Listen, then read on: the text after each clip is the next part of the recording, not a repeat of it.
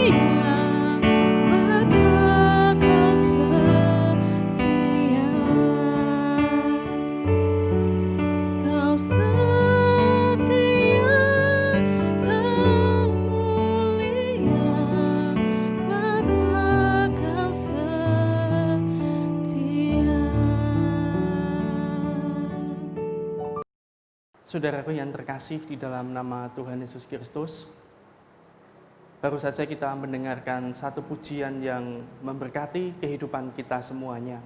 Bapa Kau Setia, lagu penghantar bagi kita di dalam kita mendengarkan sapaan firman Tuhan. Sebelum kita mendengarkan firman Tuhan, mari pada kesempatan saat ini kita akan datang kepada Tuhan di dalam doa. Kami sungguh mengucap syukur Tuhan pada kesempatan saat ini. Engkau memberikan waktu, kesempatan kepada kami untuk kami duduk diam di hadirat-Mu. Seperti Maria sudah memilih yang terbaik di dalam kehidupannya. Saat ini kami pun juga rindu Tuhan untuk mendengarkan sapaan firman-Mu. Bersabdalah Tuhan, kami siap mendengarkan. Kami akan membuka hati, jiwa, dan pikiran kami untuk kami memahami sebagian dari firman-Mu. Terima kasih Tuhan, bersabdalah, kami siap untuk mendengarkan. Amin. Saudaraku yang terkasih di dalam nama Tuhan Yesus Kristus, firman Tuhan pada kesempatan saat ini diambil dari Matius 17 ayat yang kelima. Matius 17 ayat yang kelima, demikian bunyi firman Tuhan. Dan tiba-tiba sedang ia berkata-kata, turunlah awan yang terang menaungi mereka. Dan dari dalam awan itu terdengar suara yang berkata, inilah anak yang kukasihi. Kepadanya lah aku berkenan. Dengarkanlah dia. Renungan kita pada kesempatan saat ini diberikan judul Kehendak Tuhan lebih dari baik. Kehendak Tuhan lebih dari baik.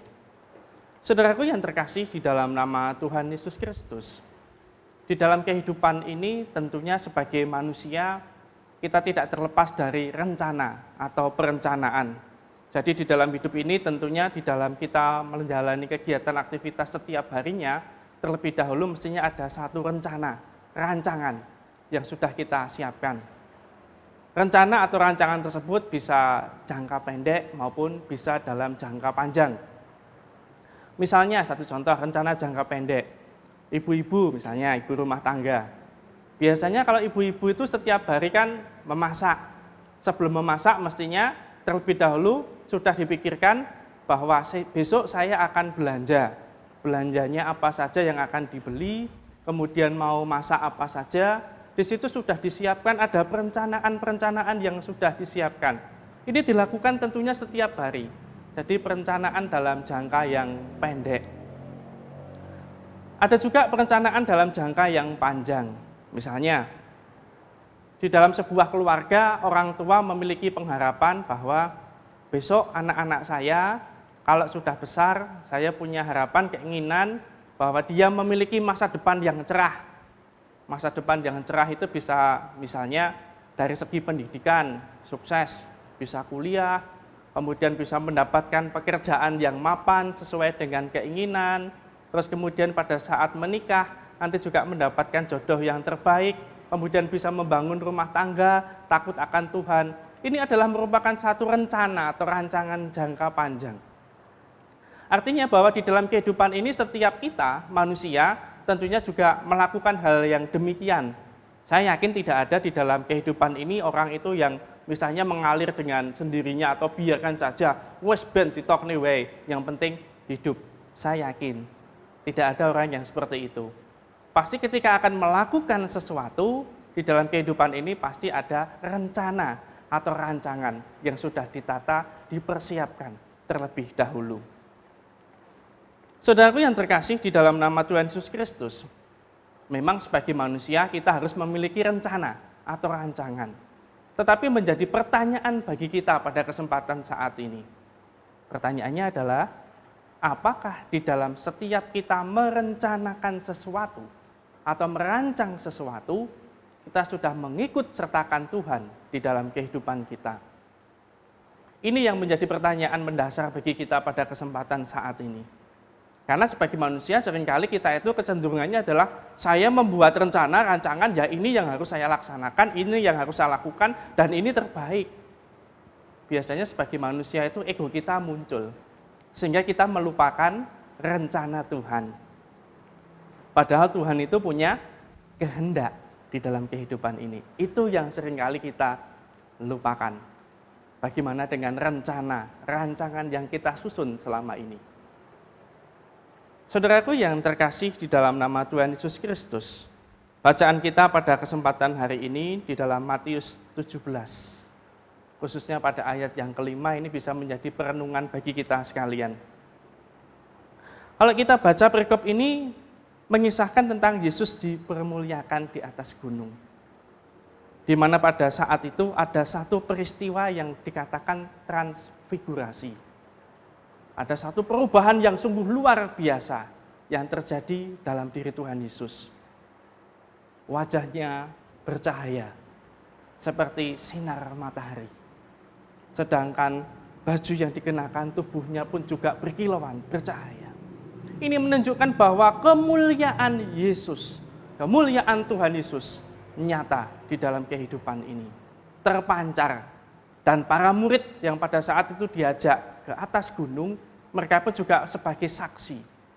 Mereka adalah Rasul Petrus, kemudian Rasul Yohanes, dan juga Yakobus.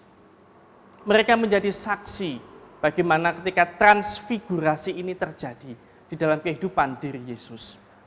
Para murid melihat Nabi Musa, Nabi Elia ada di sana bercakap-cakap dengan Yesus.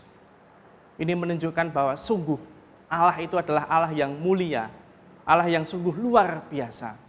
Dan ini membuat Rasul Petrus pada waktu itu dengan spontan mengatakan, Tuhan, izinkan kami mendirikan kemah. Satu untuk engkau, satu untuk Musa, satu untuk Elia. Ketika Petrus memiliki pemikiran seperti itu sebagai murid manusia, tidak salah. Tetapi kita harus tahu bahwa Tuhan punya kehendak. Di dalam bacaan kalau kita lihat tiba-tiba datang awan yang menaungi Yesus, Musa, dan juga Elia. Dan inilah yang membuat para murid ketakutan melihat peristiwa itu. Karena ada suara yang terdengar, inilah anak yang kukasihi, kepadanyalah aku berkenan. Dengarkanlah dia. Respon para murid pada waktu itu ketika mendengar suara itu, mereka tersungkur, mereka sujud menyembah, mereka ketakutan. Kalau kita lihat di dalam kehidupan ini, kita refleksikan artinya bahwa para murid pada saat itu pun ketika memiliki rencana, khususnya Rasul Petrus, ketika punya rencana ingin mendirikan kemah. Tetapi pada saat itu, dalam waktu yang bersamaan, rencana itu ternyata tidak dapat dijalankan. Karena Allah memiliki kehendak lain. Karena pada waktu itu Allah dinaungi oleh awan yang akan melindungi dari sinar matahari. Saudaraku yang terkasih di dalam nama Tuhan Yesus Kristus. Sebagai manusia, tadi saya katakan bahwa kita itu memiliki rencana rancangan. Ketika rencana-rancangan yang kita buat di dalam kehidupan ini yang kita susun, tidak seperti yang kita harapkan, artinya ada kuasa Tuhan yang jauh lebih tinggi, maka pada kesempatan saat ini, seperti Rasul Petrus dan para murid, kita pun juga akan bersungkur di hadapan Tuhan. Kita akan tersungkur, kita akan menyembah bahwa Tuhan memiliki kehendak yang jauh lebih indah. Kehendak yang jauh lebih hebat, luar biasa di dalam kehidupan ini. Saudaraku yang terkasih di dalam nama Tuhan Yesus Kristus. Sebagai manusia, terus kemudian jangan kita berpikir bahwa, wah kalau begitu saya tak ngelokuro saja. Karena setiap rancangan yang saya buat itu toh nanti Tuhan sendiri yang akan campur tangan, Tuhan yang akan menentukan. Tidak begitu saudaraku. Kita tetap harus memiliki rencana, rancangan di dalam kehidupan ini. Dan jangan lupa, rencana-rancangan itu harus menghadirkan Tuhan. Kita selalu dekat dengan Tuhan. Maka rancangan, rencana yang kita buat itu pasti akan penuh dengan damai, sejahtera. Saudaraku yang terkasih di dalam nama Tuhan Yesus Kristus. Bagaimanakah dengan kehidupan kita pada saat ini? Mungkin saat ini kita sedang mengalami sakit, kita letih, kita lelah. Padahal di dalam kehidupan ini saya memiliki harapan bahwa saya ingin berkarya, saya ingin pelayanan, saya ingin bekerja dengan baik. Tetapi pada saat ini kita terkena sakit penyakit. Untuk itu pada kesempatan saat ini jangan putus asa atau patah semangat. Karena Allah memiliki kehendak dan rancangan damai sejahtera di dalam kehidupan kita. Atau mungkin sebagai orang tua saat ini kita gelo, kita kecewa, melihat keluarga melihat anak mungkin tidak seperti yang kita harapkan. Padahal kita memiliki pengharapan bahwa keluarga saya penuh dengan damai sejahtera. Berkat Allah selalu tercurah di dalam kehidupan kami. Tetapi kenapa seperti ini? Ingatlah, Tuhan punya kehendak dan rancangan damai sejahtera di dalam kehidupan kita. Seperti pujian yang kita dengarkan sebelum kita mendengarkan firman Tuhan pada kesempatan saat ini, tunjukkanlah kasih setiamu, kau menyediakan yang ku perlu. Artinya Tuhan pasti menyediakan yang terbaik di dalam kehidupan kita. Kau setia, kau mulia, Bapa kau setia.